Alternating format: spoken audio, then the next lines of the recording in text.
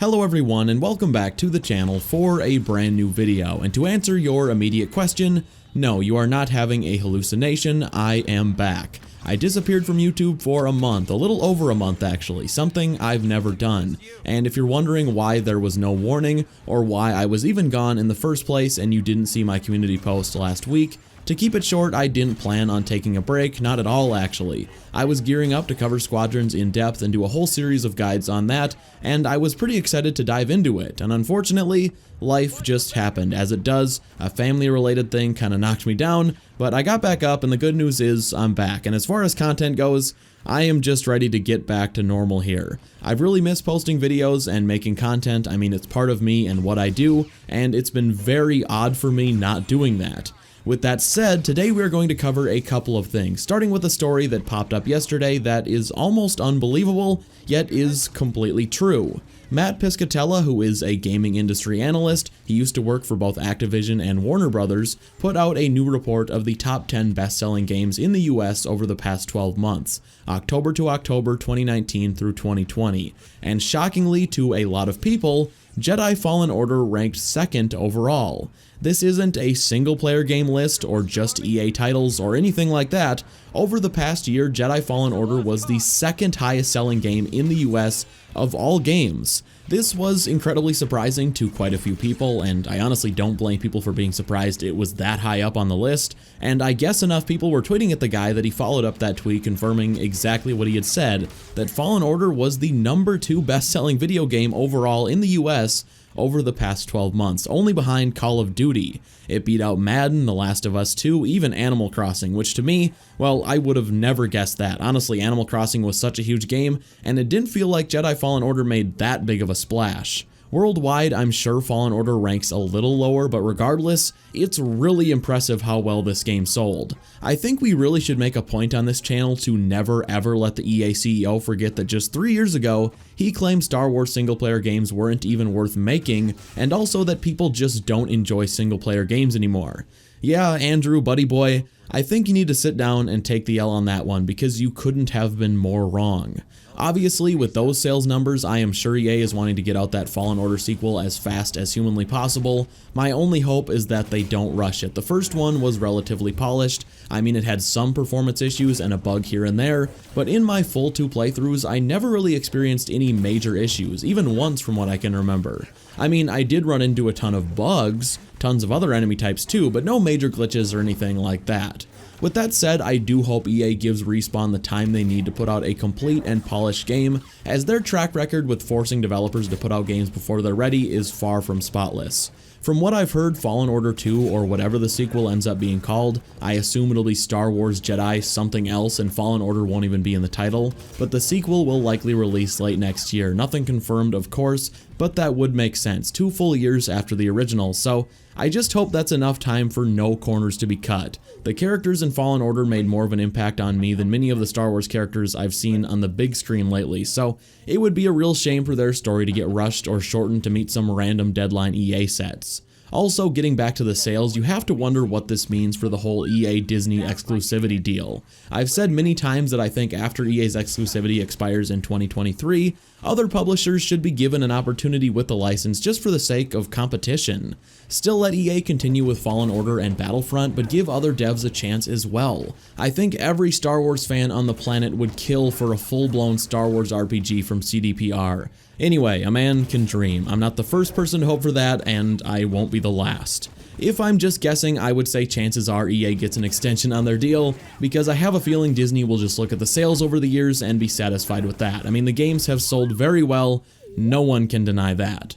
Moving on, let's take a step back from the Fallen Order sequel and talk about the first game for a moment, as Fallen Order is rumored to be getting an update before the end of the year to celebrate the game's 1-year anniversary, which was actually this week. A short while back, Shinobi602, who is a very reliable leaker, he clearly has many contacts in the industry as he's constantly leaking major news before it's actually announced, put out a tweet mentioning new content coming for both Fallen Order and another game, Doom Eternal. Bespin Bulletin, another reliable insider, then put out a statement following up on Shinobi's report, saying he has heard from someone in the industry that more content is indeed on the way for Fallen Order, planned to release sometime around the year's 1-year anniversary, and honestly, it makes perfect sense. If and when this update does come around, I assume it'll be just like the last one in May, where it gets announced out of nowhere and is available just like that. My guess would be they're going to do something for next gen with some extra content on the side as a small bonus. Fallen Order had a ton of performance issues on console. I played on PC and didn't really have a ton of issues other than occasional frame rate drops in new areas, but this game did get a lot of bad performance reviews at launch because it was a big game that pushed the boundaries of what the current consoles could do a little bit. I think they're going to put out a next-gen optimized version of the game, more than likely with a free upgrade if you already have it on PS4 or Xbox One, and add some extra content on the side that will be available on all versions of the game, including of course the PS4 and Xbox One versions. I couldn't see them releasing an update only for next-gen. People would be outraged. People would be very upset about that, especially because it's almost impossible to get one of the new consoles if you didn't pre-order it in the first place.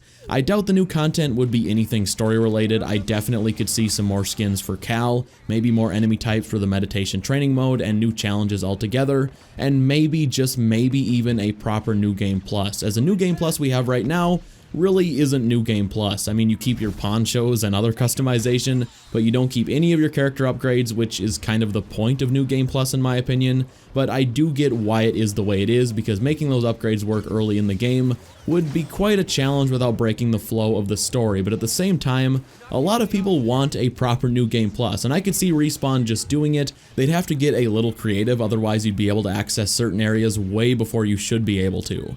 I think players could overlook the training sequences not fully making sense because you'd already have those skills in-game in a hypothetical New Game Plus, but I mean, New Game Plus is just meant to be fun for players who've already beat the game, so why not give us a real New Game Plus and not the poncho New Game Plus we have right now?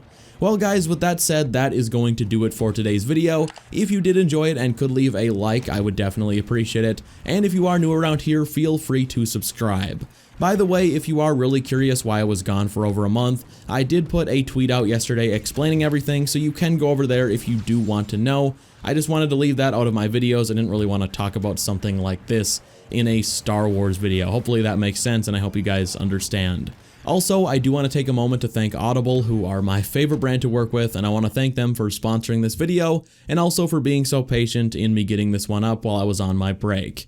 As I'm sure most of you guys are well aware, Audible is the home of the largest audiobook library known to mankind. I have been using Audible for like 6 years now, and there's never been a single time that Audible's library has let me down. And if you're a Star Wars fan, well, Audible has pretty much everything. Over 300 Star Wars audiobooks from the earliest Legends novels all the way up to the most current titles you can grab the day they're out. You can grab yourself a completely free audiobook of your choice today, plus 2 Audible originals, by signing up for a free trial by using my link audible.com/bfnight or by texting bfnight to 500.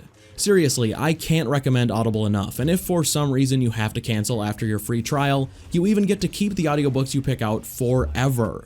I'm kind of exposing myself as a bit of a nerd here, if my entire channel hadn't already outed me, which I suppose it probably has, but I just finished listening to The Tales of Beetle the Bard, which is a Harry Potter spin-off book that was just released in audiobook form this year, and the entire book is read by the cast of the movies, which was really cool to listen to, and Audible has a ton of similar Star Wars titles where the audiobooks are read by the cast members, like Ashley Eckstein, who reads the Ahsoka novel. Again, Audible is linked down in the description, so be sure to check them out. Alright guys, that is going to do it for me today, and I will see you in the next one. Bye.